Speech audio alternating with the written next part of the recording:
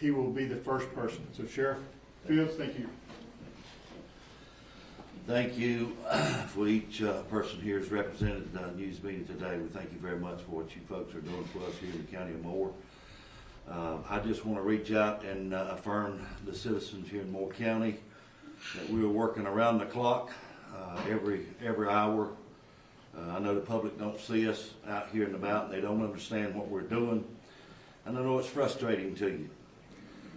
And I know our community is suffering here in the county, but I promise you, we are strong and we will all come through this together. Every investigator working on this case, state, local, and federal, know what you want, and that's answers. We want to know who and why. We are committed to getting you these answers. Before we go into talking about possible suspects or leads publicly, before the person is even charged or arrested, we could jeopardize being able to hold them accountable. And I know we all want justice in the end. So we asked all of our citizens here in Moore County, please be patient with us, and we ask you to help us. Today we've expanded the grid. We have expanded out around our substations. We're going door to door, ground. We're reaching out to all the folks in this area. Anybody that may have a camera, door camera, any surveillance cameras in and around these areas that were hit, we ask you to please call us. If we hadn't already reached out to you, please call us. That number again to call us on our tip line number is 910-947-4444. Today, we're also announcing the state, out of the Governor Cooper's office, has offered a $25,000 reward. Moore County has matched that at $25,000. Duke Energy has also offered $25,000. So a total of $75,000 reward has been offered for information leading to the arrest and convictions of the persons responsible for this act. Again, I say to the citizens of Moore County, we're working hard day and night. We're not going to give up. We're going to continue to fight and to bring these people to justice. So thank you all. God bless. Thank you, Sheriff Fields. Thank you for your team's support. Our next will be Jeff Brooks from Duke. He has a lot of good news to bring to the citizens of Moore County about the power restoration. So at this time, I will ask Jeff Brooks to come up. Good afternoon, and thank you to the Sheriff for the ongoing work that law enforcement is doing. We will continue supporting that, and certainly are glad that we can be a part of helping provide incentives for information in the case. It's been a good day again. We made some great progress yesterday. We brought on several thousand customers yesterday. We brought on several thousand a few days before. And today I'm happy to say that we began the final push to completion. Around 9 a.m. this morning or so, we began the actual restoration of customers. At that time, we had all the equipment in place, installed, calibrated, and synchronized to the grid. And we began bringing in customers a few thousand at a time. It was a phased approach, very manual. We actually brought in a number of employees last night to begin that final preparation and push, several dozen employees to add to the existing crews that were in the substation. And I'm happy to say that as of now, there's only around 1,200 to 11, or about 1,200 customers that are still remaining out. Those are down a little bit southeast of Southern Pines, and that's it. We have dropped from about 35,000 at the first of the day down to about 1,200 here in the afternoon. We will continue with those final restorations. We do anticipate having that completed this evening. And there may be possibilities of an isolated pocket or two where, with the equipment having been off for several days, we could have a routine small few customer issue there. If that happens, our line crews will respond just as they would on any day when there's an outage, and they'll get those back on as quickly as possible. But we are very pleased that we can get this work completed for the people of Moore County. We know what a challenging time that it's been, and we have been right there with you and are very pleased to be able to deliver this a day ahead of schedule from where we had predicted. and hopefully even a few hours ahead of where we predicted just yesterday for today. So with that, I will turn it over and end this session of information. Thank you, Jeff. From the county report, I would like to say thank you to all the agencies that have reached out to us, state, local, federal, all the citizens, the churches, the businesses, and the citizens. We thank you for your support during this trying event. It has been testing for everyone, and we appreciate all of the support that has gone through that. The state of emergency still will remain in effect. The curfew will remain in effect till 5 a.m. in the morning. We will rescind the state of emergency and the curfew at 5 a.m. in the morning. So we will go through the night based on Duke's estimated time of restorations. We will lift it at 5 a.m. in the morning. The sports complex at Hillcrest, the shelter will remain open until noon tomorrow. So if citizens still have concerns or have isolated issues that they need to get out of the elements, charge their electronic devices, they can go to the shelter at Hillcrest Park through tonight and up till lunchtime tomorrow.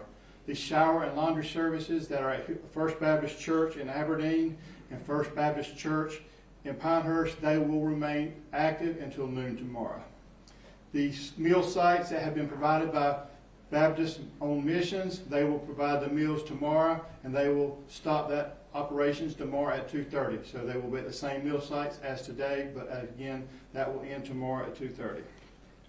Currently, as I said yesterday, we have no fatalities related to motor vehicle accidents during this power outages, and we did have one potential death that we've had a lot of people asked about that. That case has been turned over to the medical examiners, and at this time I have no additional information at this portion on the death that got circulated through the social media. At this time, I will turn open to Nick Pacerno, the Chairman of the Board of Commissioners, for his comments. Thank you, Brian. Good afternoon. Welcome all. It's been a good day. First of all, I want to really reiterate everything that Brian said about all the thanks to our churches and our community for the way they've reached out and helped each other. It just goes to show for the nature of how people in Moore County are made up. They love each other, and then they really unite when we have times of trouble, as we've had. A few years ago, we had a dam at Woodley tried to take out quite a few people, and we saw the same uniting force in Moore County. So we're going to be open for business. We're the home of American golf. I hope you will get that word out that our golf courses will be back open. They'll be playing golf, and we'll hope you come and visit us. And we look forward to seeing you here. We also, as Brian, I think he mentioned that I will be signing the order to rescind the emergency declaration just when I leave here, and that will be effective 5 a.m. in the morning. So thank you again for being here. Sorry the circumstances that brought you here. So come back, join us, come play some golf, and we'll show you Moore County hospitality. Thank you for all you do. Thank you, Chairman Pacerno. At this time, we'll ask County Manager Wayne Best for additional comments. Thank you, Brian. And once again, thank you to everybody who's here today. Y'all hung in like troopers through this event, and we really appreciate all that you've done to help get the word out and keep our citizens informed. As the power has come back on, so has our community, our county services, and as Brian said and the chairman said, we're back to business as usual. There may be a few county operations that are still somewhat impacted. Any of those exceptions to business as usual will be they'll be posted on our website. And with that being the case, I do want to recognize just a few people. I said on Sunday it's all hands on deck, and it's been that way. But I would be remiss if I didn't recognize these folks, because from the time my phone rang Saturday afternoon, these folks have rallied. They rallied to the cause, and they've continued to rally, and they will until this event comes to a conclusion. So I do want to recognize Moore County Public Utilities. I know when the power went out, there's a lot of folks on wells, and their power was out. They didn't have running water. but anyone that was on Moore County Public Utilities continued to get water and sewer service. And those folks have been out day in, day out, night in and night out, making sure that the water continued to flow. Not only that it continued to flow, but it was safe for consumption. We were also able to help the town of Taylortown when their water supply went out for whatever reason. We were able to put in an emergency interconnect there to supply the town. A very successful operation and in short order. Our property management staff, our IT staff, Parks and Recreation staff, Department of Social Services, the Health Department, all of those folks have been working with and manning the emergency shelter, and it takes a team effort, it takes a community effort, and again, they've done an outstanding job keeping that service up and running with not only shelter for our citizens, but charging stations, warming stations. We had shower facilities. If anyone wanted to come by, meals have been mentioned. So, this is just, again, the tip of the iceberg. And of course, Brian Phillips has done an outstanding job as our public safety director, he and his staff, and y'all met the sheriff a couple of times. So as our county government operations have come back on full force, our citizens and our businesses are going to look to come back in full force as well. And I just want to say, if you're within the sight and sound of this press conference, please patron Moore County. Come back to our businesses. They have lost a tremendous amount over the last few days. It's been it's a holiday season, so whatever you can do to help make them whole, restore them financially, will be greatly appreciated. If you're dining out, if you're only going to go out once, go out twice. If you're going to shop and buy one package, buy two packages, and order appetizers, order entrees, order dessert, and just don't forget the waitresses and the staff that are working these restaurants, because they haven't been able to work for the last few days either. So when you get to the end and you get your bill, be sure to tip and tip nicely. I do just want to say that, again, thank you to all the citizens of the county, because I tell you, y'all have made it much easier by your kindness and your concern for all your fellow county neighbors and citizens. And just thank you. Thank you. We really appreciate it. It's heartwarming to live in this community. I grew up in Moore County, so I know what it's like, and I'm proud to be able to stand here and represent Moore County and our staff and our citizens, and just tell the world what a great place this is to work, live, and raise a family. With the dining comment, we've asked our health director, Matt Garner, to come and make a few comments, because we do want people to know when you go out and you're dining that, hey, it is safe. Go out, enjoy, no concerns. And with that, I will invite our health director, Matt Garner, to the podium. Thank you. Thank you, Wayne, and good afternoon, everyone. Yesterday, the Health Department issued a temporary suspension of operating permits for food service establishments who were subject to power outages following the substation attacks that occurred over the weekend. This did not include establishments that did not lose power or that maintained power with a generator. Our intent was to protect the public health by preventing the potential for any foodborne illness due to restaurants operating without power or without the means of refrigerating and maintaining food at proper temperatures. This action is common in situations where there are food safety concerns for establishments that have lost power for extended periods. All told, the outages affected approximately 618 food establishments in our county. Since yesterday, our office has been working diligently to contact and field calls from these affected establishments to verify that they have been in compliance with emergency protocols for food safety in a power loss event.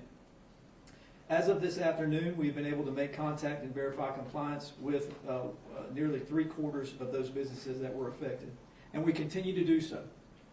Once verified with one of our environmental health specialist staff, establishments are given approval to operate business as usual as power is restored. To provide this verification, establishments have been able to call our Office of Environmental Health at 910-947-6283. Following today's news conference, in light of the updated power restoration information, the Health Department plans to issue notice to all camps, tattoo artists, and food establishments that the temporary permit suspensions will be lifted and the permits reinstated, provided that the establishments have satisfactorily completed the following steps. 1, discarded any time temperature control for food safety food items that was out of temperature control for more than 4 hours at temperatures above 41 degrees Fahrenheit. 2, are capable of providing food from an approved source that has been maintained in temperature control and provides invoices that show the source of the food. 3, are capable of providing adequate hot water that is available for cleaning and hand washing as required and referenced in the North Carolina Food Code. And 4, lastly, are capable of providing properly functioning refrigeration equipment with adequate cold storage capacity to maintain foods at 41 degrees Fahrenheit or below. Please keep in mind that once restaurants do reopen, the ones that have been affected by the power outages, establishments may have their own timeline for reopening if they had closed. For instance, while some may be ready to reopen immediately, others may still be awaiting deliveries of new food inventory if they had to dispose of any food items during the outage. And while we're talking about food safety, I just wanted to mention food safety at home as well, and following the lead of our restaurants. Making sure that folks that lost power during the outage, if you had food items that were subject to temperature excursion, be sure to discard of any food that does not fit within that realm of safety. And which we just said with the restaurants, it's the same as with home. If you're above 41 degrees for more than 4 hours, and a lot of folks were. So as the old saying goes, when in doubt, throw it out. We don't want anybody subject to any foodborne illness as a result of these outages at home or in our restaurants. So stay safe. That's all I have for you. I'll turn it over to the next speaker. Thank you, Matt. We have asked our municipalities to come to join us today. I will start with Mayor Robert Farrell from Aberdeen. Thank you. On behalf of the 9,000 citizens of the town of Aberdeen, I want to begin by thanking Duke Progress Energy for their immediate response. This has been a trying several days with no lights. We have major highways going through town with no stoplights. Luckily, we've had not one accident. I also want to thank Carl Colasaco, our police chief, and his men and women of the Aberdeen PD. Phil Richardson, fire chief of Aberdeen, and his men and women of the fire department, and Harold Watts, who's our public works director, who kept all the water pumps working in the town of Aberdeen, even though they had no power. We brought in generators and kept them going. So we are very lucky that we have a nice crew that works for the town of Aberdeen. I want to thank the Sheriff's Department. I want to thank the governor that was here 2 days ago. And on behalf of everybody, we're glad that this is over. And one last comment, if you know what today is Pearl Harbor Day. That brought the whole nation together on that attack. And this attack has brought this entire county together and other regions also. As I was leaving town this afternoon, there was a truck that showed up with bottled water from Alamance County, which is a long way from here. So this shows how resilient we are and what a lucky place we have to live in. Thank you. Thank you, Mayor Farrell. Next up will be Mayor John Strickland, Village of Pinehurst. Thanks and good afternoon. Like the others, I'm here to represent the Village of Pinehurst on behalf of all our residents, our town council, and our village staff for the hard work that they have done over the last few days in working with the county officials and other state officials in bringing a conclusion to this unfortunate situation, which wouldn't have happened without the clear and succinct planning of Duke Energy. So from the Village of Pinehurst point of view, we're very, very pleased with the effort that the company has made. Their information to us has been very succinct, very clear, very timely, and we are very happy with the result of that. Now, those of us from some of the municipalities are here with a little bit of a grin on our face today. It's because we know our residents are going to end the day and go through the night in power and in light and in safety. But there's another element of our population that is still suffering, as our county manager said, and that's our local merchants.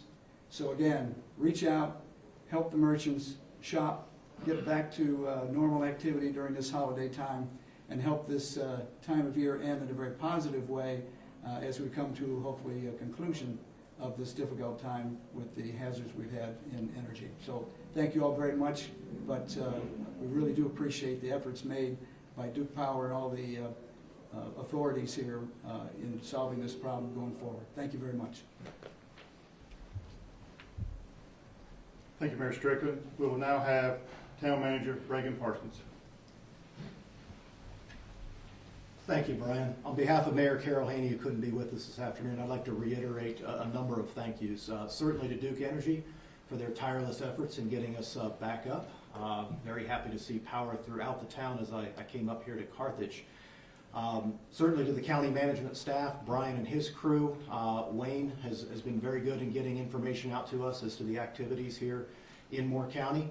The state of North Carolina, the SBI, and other law enforcement agencies who certainly assisted in making sure that these heinous acts on Saturday evening did not spiral into something more criminal and ongoing. It's really gone very well since those terrible hours on Saturday evening. To our own town staffs, police and fire, clearly. Wayne mentioned the importance of the water and sewer and utility crews. I know our library and recreation crews quickly changed gears and became social agents, helping citizens with whatever their needs were. Recreation staff were regularly fielding calls not only internal to the community, but from as far away as Wilmington and other areas of North Carolina, wishing to bring food and other provisions into the area. And they helped to coordinate that and make sure that, that it got spread throughout the community. So a big thank you to those individuals. Finally, just a major thank you to the organizations and citizens of the community. Really a lot of fantastic outreach. Those who had resources or the ability to come out and help their neighbors did so and continue to do so, even this afternoon and even as the lights come back on. So it's really a fantastic community. It's a wonderful community. I reiterate all of the invitations to come and visit us, whether it be for golf or food or other activities.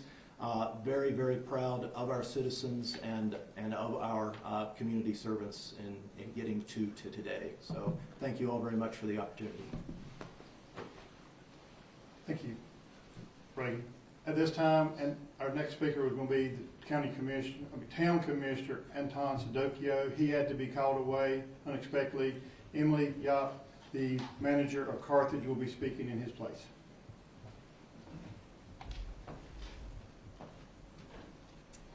I just want to say thank you to all of the Moore County departments for everything that they have done during this time for the town of Carthage and for all of our neighbors and all of the other jurisdictions. It has been trying. It was a cold night when the power went out, and you know, I'm just glad that they were able to get this on quickly. So Duke Energy, thank you for that. I also want to thank the town of Carthage Police Department, Fire Department, Public Works, and administrative staff for rising to the occasion, making sure that the town of Carthage continued to operate smoothly, that our water and our sewer were not impacted by all of this. And I also want to thank the citizens of Carthage for coming together to help each other in this time of need. And I'm very thankful to be the manager for the town of Carthage. Thank you. Thank you. Our last speaker will be Senator Tom McInnes. After he is done with his statements, we will go to a brief Q&A session for the meeting. Good afternoon, Tom McInnes representing the great state of Moore. This afternoon I'm honored to talk to you a little bit about insurance. I have been in contact this week and the last couple of days with the Commissioner of Insurance, Mike Causey. This is the time that we find out what our insurance is all about and how it affects our lives. So if you have a loss, you need to check your policy. You need to make sure that your loss is covered. If you have a question about your loss or a question about your coverage, you need to call your agent. If you don't get satisfaction there or can't get through to your agent, call the North Carolina Department of Insurance. They have a consumer helpline that's available, and talk to them. They're glad to help you. Now I want to say we're almost at the end of this great, great tragedy. We have just a few folks that don't have their power back on, but it's coming on quickly, and as Duke has said, we'll be on later this evening. I want to welcome everybody to the home of American golf, Pinehurst, North Carolina. All our Moore County folks are ready, willing, and able to accept you back into the fold of being customers and friends. And we want you to know that our restaurants are open. Our world-class golf courses are open for business. The #2 course, rated as one of the finest and best courses in the world. Again, our fine dining restaurants fully ready, fully open. And of course, our first-class health care at First Health, North Carolina, is open as well. Folks, this has been a tremendous tragedy. It's been horrible. It has been everything that we always prepare for, but hope it never happens. We hope it never happens again. And with this wonderful situation that we have with all the folks coming together to work together, and also to bring forth the amount of reward money that's been brought forward, I think we're just days and moments and hours away from catching the culprit that did this tragedy. So with that, I leave it with you. We thank you again for being here, and we thank you for the free press. Chairman Cerno has a couple more comments he would like to address the press with. Thank you, Brian. While I'm standing back there, my brain's doing the, you know how it does. I hope we have a lot of local press here. I don't know where all you guys are from. But I'm going to issue a challenge to Moore County. This is for Moore County citizens and other citizens if you want to join in. On the Moore County website, we will post the agencies, Duke Power, our own Sheriff's Department, EMS Department, our first responders, anyone that had a part in getting our community back to normal. And I challenge you in this time of the year to send them a Christmas card thanking them. If you feel so inclined, send some money or send a gift card, and we'll make sure it gets to the right hands. This is the time of giving. These people have given everything they had so that we could get back to a normal life. And that's what we're about, right? Loving our neighbors. This is the first commandment. So let's do that. Send it to them, and we'll get that on our website. I just asked Wayne if we could do it, and hopefully we'll have it there by Monday. So look at the Moore County website, check it out, send them a card, even if it's just a thank you. I'm sure they would appreciate that. Thanks for letting me say that. Thank you, Chairman. At this time, we'll open up for Q&A. Yes, ma'am. Hello, so I understand how critical it is for people to come forward with any video that will maybe help investigators find any clues. I had some questions about the shooting itself. Do investigators believe that there was a significant gap in time between the two shootings of the substations, and which one was hit first? At this time, as the sheriff said earlier, giving out information too prematurely could hamper their investigation. So at this time, that is still help with the investigators, and at time subjects are called, they will give an official press release with the details. We don't want to jeopardize any information leading to the arrest of these individuals, nor the prosecution of these individuals. Now, were the radiators hit, and was there a significant time? Did the power go out shortly after? At this time, I'll turn that over to Duke Jeff Brooks. He will have more information on how it affected their network. Thank you.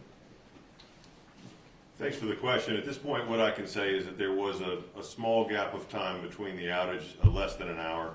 But beyond that, as far as correlating that to gunfire or anything like that, I would not want to try to speculate. There's not necessarily a direct alignment, but the outage occurred within the same, roughly less than an hour time frame for the two substations. Thank you. Yep. Hey, Jeff. Oh, hey. Sorry. While you're up there, can you describe what kind of security measures you guys are taking at the other substations, if any? Do you mean the substations here in Moore County? Is that what you're referencing? And more broadly, I mean, I think what's clear, and we've reported a lot at CNN, that these critical infrastructure locations are highly attractive to people who want to cause real damage pretty quickly. And so what is Duke Energy doing at any of the other more vulnerable locations? Well, I'll start with Moore County. you know, we have elevated security around our substations here in a radius around this county here, as you might expect with an ongoing investigation and the restoration activities. We've mentioned before that we use multiple layers of security at all of our facilities, not just substations, but other equipment along the grid that is what we would call critical infrastructure there. And all of that is designed, both physical, electronic, people, and processes, to deter disruptions or limit the scope of disruptions at those facilities. But, you know, I would say that when you have 100,000 miles plus of overhead lines and hundreds of substations that are impacted by many things, storms, cars hitting poles, even squirrels, as you've encountered, you have to prepare for a variety of things, and the best way to do that is certainly by making sure your grid is resilient, and that is the other aspect of the equation, is making sure that if you have a disruption, that you can manage that disruption and you can recover from it as quickly as possible. And even though this has been a multi-day outage, I would say that in many respects some of those resiliency things worked well. Availability of supplies that we can move in to replace essential equipment or more complex equipment than we might otherwise have. Certainly the relationships and cooperation with our local law enforcement and county officials and state officials, that is part of being resilient. So all of that works together. It's not just one equation, a barrier or something else to help protect those systems. Going forward, we will certainly learn from this event. We'll certainly look at the particulars of this event, and that will help to inform our strategy in the months and years ahead. Thank you. I've got Blaine Alexander with NBC News. Thanks so much. I've got a question about the investigation. And I know that you're limited in what you can talk about, but there's been a lot made about any possible connection between this incident and domestic extremism. Can you speak at all about a motive? Is that something that's being looked into, that possible connection? And just kind of what can you say about that? At this time, as the sheriff said, it's an ongoing active investigation. Releasing any information prematurely could affect the outcome of arrest or conviction. So at this time, we're keeping all the information we can that could jeopardize that close to law enforcement agencies only. So we don't want to release anything, get speculations going up at this time. As soon as they have an arrest and can release all that information, Sheriff Fields, Chief Deputy Manus will get that information out as soon as possible. Can you say at least if that's a connection that's being investigated at all? At this point in time, we're not giving anything for comparison because we don't want any assumptions or anything made until an investigation has concluded. Quick follow-up. Could you talk at all about the potential types of charges that the suspect or suspects could face? The types of charges will be based on, if it goes federal charges, the Attorney General will do that. If it holds state, then the State Attorney General will help decide those charges, or if it stays local, our local DA. So once a arrest is made, the charges will then be formulated of who will be charging the individual, if it'll be a local, state, or federal agency. So all of that's still being worked as the investigation is actively going on. In regards to doorbell cameras for people who live in the area, you mentioned people should look at them if they live near the substation. What should they be looking out for? Anybody that has any cameras, whether it be security cameras, door cameras, if they see any suspicious activity that's something that does not look normal for their environment, they need to contact the Sheriff's Office tip line at 910-947-4444. And in regards to damage, for a Duke Energy estimate of damage that was caused by this? As far as damage goes, there was a number of components in each of the substations, of the two substations, that was damaged. Some of those were complex pieces of equipment that had to be completely replaced. And so there is certainly a cost to that, but we are right now focused on completing this restoration today. That was really the marching orders, get everybody back on as quickly and safely as we can. We're doing that. We'll have that hopefully completed by this evening. And then we'll have the opportunity to begin to figure out what all that looks like and how that will be managed. One last question. Sure. We noticed some armed security guards, and you mentioned, amped up security at some of the substations. Any reason to believe that there's copycats out there, or that whoever's out here and not caught wants to do this again? You know, as a utility, I don't think that we can afford not to assume all risks, and we are always working to prepare for those risks. So I can't speak to specific copycats of this instance. That would be the sheriff's office that could speak to that, but I can say that from a security standpoint and a grid hardening standpoint, we're always looking at those things. And you know, this was one of the scenarios that we planned for, and what you're seeing is a response based on our preparations for that. And certainly we will take learnings from this event and work with our peers. You know, it's not just Duke Energy, it's the other utilities. We share information regularly. We work with our trade organizations, with federal agencies and state agencies to share intelligence and information. So obviously we will stay closely coordinated in the weeks ahead to make sure that we continue to keep a reliable grid and one that's serving you every day. Quick follow-up, any potential estimate, could the damage be more than $100,000? I don't want to speculate on the cost at this point, but it did involve multiple systems in each substation. Is it accurate to say millions? Again, it's hard to speculate on the exact cost, but I would certainly say that it was a significant operation. Yeah, thank you. At this time, we will close the Q&A session. I will make final comments.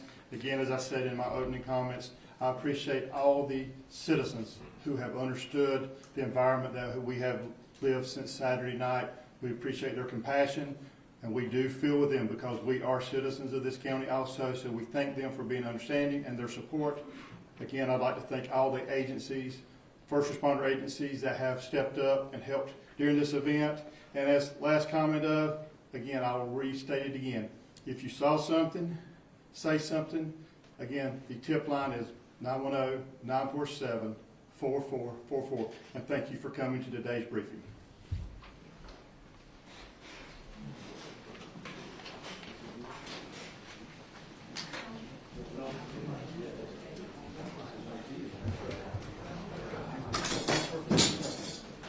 I didn't do it.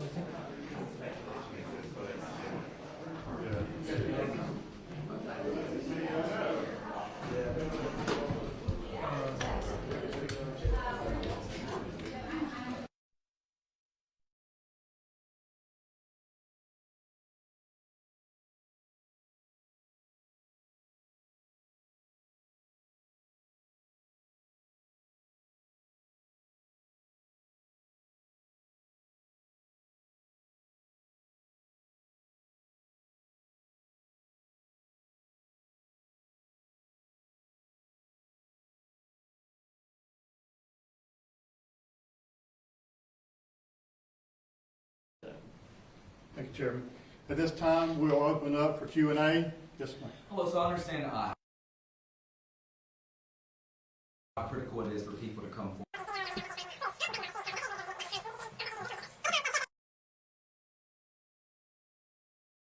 Giving out information too prematurely could hamper their investigation. So at this time, that is still helped with the investigators, and at time subjects are called, they will give an official press release with the details. We don't want to jeopardize any information leading to the arrest of these individuals, nor the prosecution of these individuals. Now, were the radiators hit, and was there a significant time? Did the power go out shortly after? At this time, I'll turn that over to Jeff Brooks. He will have more information.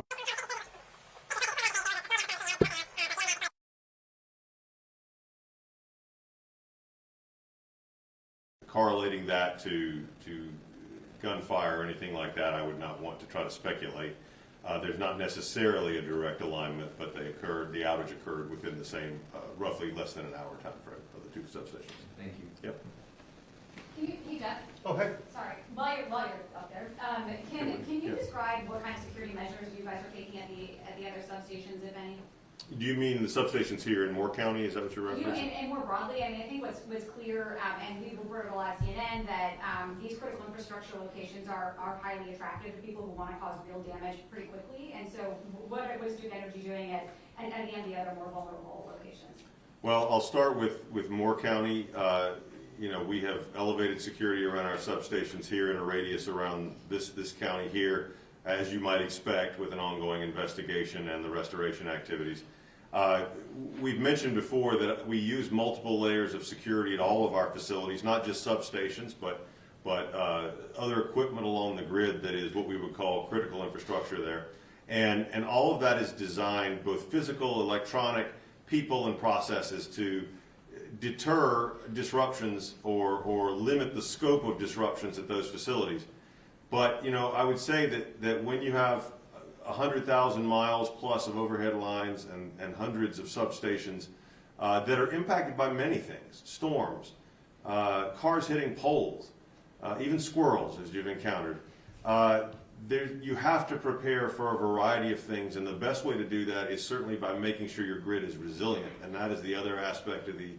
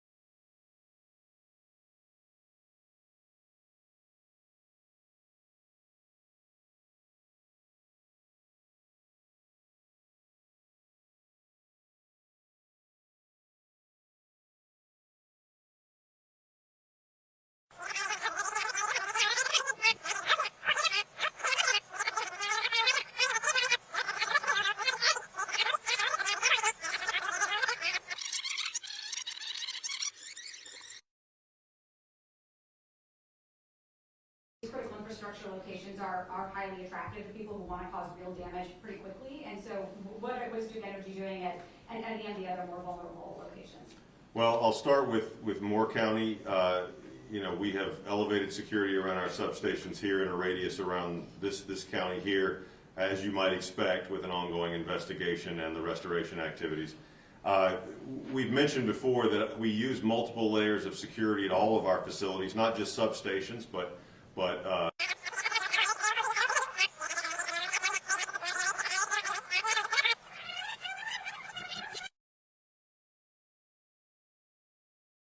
highly attractive to people who want to cause real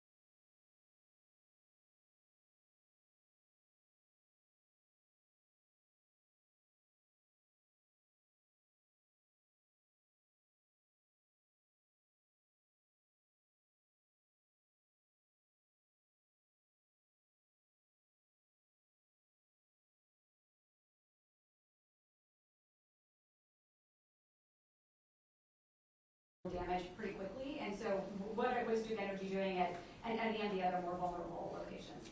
Well, I'll start with Moore County. We have elevated security around our substations here in a radius around this county here, as you might expect, with an ongoing investigation and the restoration activities. We've mentioned before that we use multiple layers of security at all of our facilities, not just substations, but other equipment along the grid that is what we would call critical infrastructure there. And all of that is designed, both physical, electronic, people, and processes, to deter disruptions or limit the scope of disruptions at those facilities. But, I would say that when you have 100,000 miles plus of overhead lines and hundreds of substations that are impacted by many things, storms, cars hitting poles, even squirrels, as you've encountered, you have to prepare for a variety of things, and the best way to do that is certainly by making sure your grid is resilient, and that is the other aspect of the equation, is making sure that if you have a disruption, that you can manage that disruption and you can recover from it as quickly as possible. And even though this has been a multi-day outage, I would say that in many respects some of those resiliency things worked well. Availability of supplies that we can move in to replace essential equipment or more complex equipment than might otherwise have.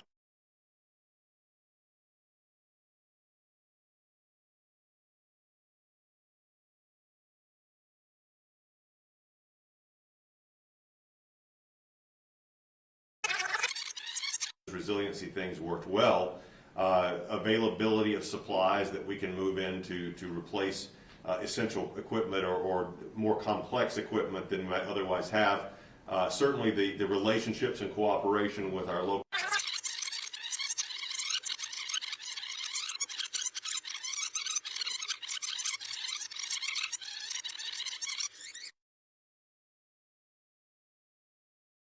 And so what was Duke Energy doing at any of the other more vulnerable locations?